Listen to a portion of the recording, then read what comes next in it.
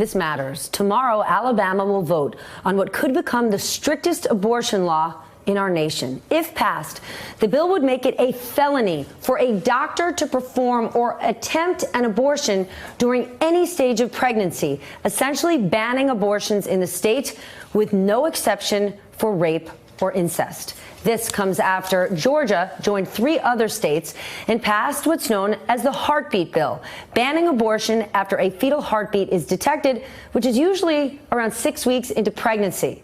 Many women, of course, don't even know that they're pregnant at 6 weeks.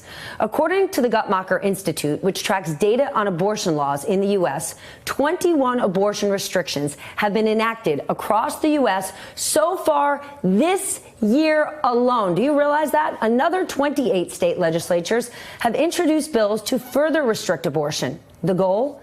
To get these cases to the doorstep of the Supreme Court in an attempt to overturn Roe v. Wade, which is, of course, the landmark 1973 decision that legalized abortion across the nation. Here's what we need to find out. How could this fight play out?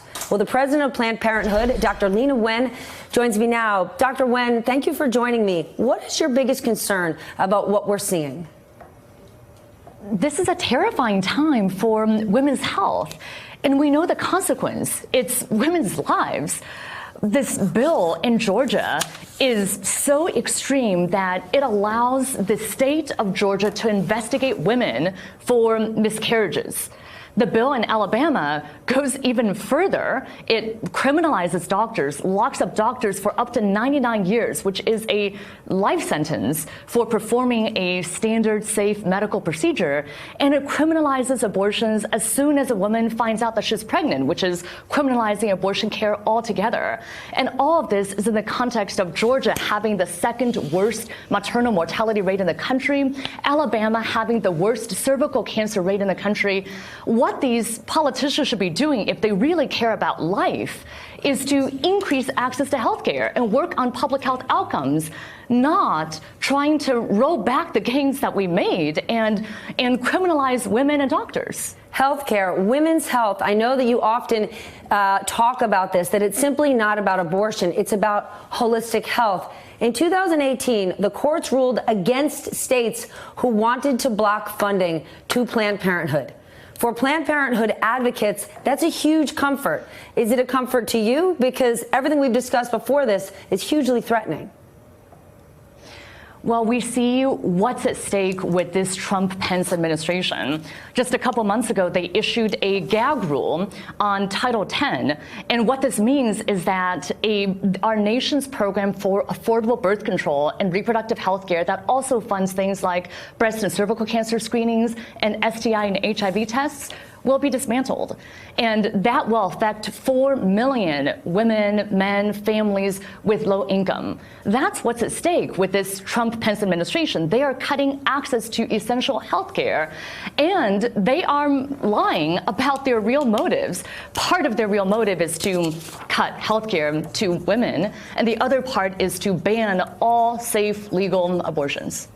What about those who say maybe Roe versus Wade should be reexamined and overturned and let the issue be left up to states to decide? What do you say to those who make that argument?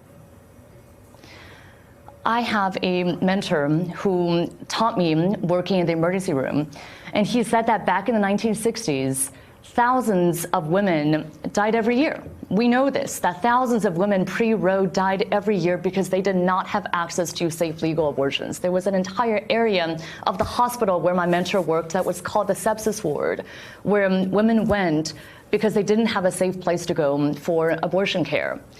Legalizing abortions did not create the need for it. Actually, we're at an all-time low for unintended pregnancies, for abortions since Roe versus Wade because of sex education and because of affordable, accessible birth control. What our politicians, our elected leaders should be doing is to listen to the will of the people. 73% of Americans support Roe versus Wade as the law of the land.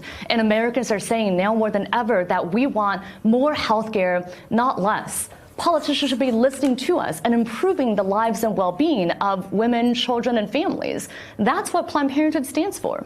It's about access to health care. I think if you ask many, many women out there, me included, who's their primary caregiver, we'd say our OBGYN. In 6 weeks, I have 3 kids. I didn't know I was pregnant at 6 weeks. We're going to keep our eye on this bill. This is a massively important health issue. Dr. Leana Wen, thank you so much for joining me today. I really appreciate it.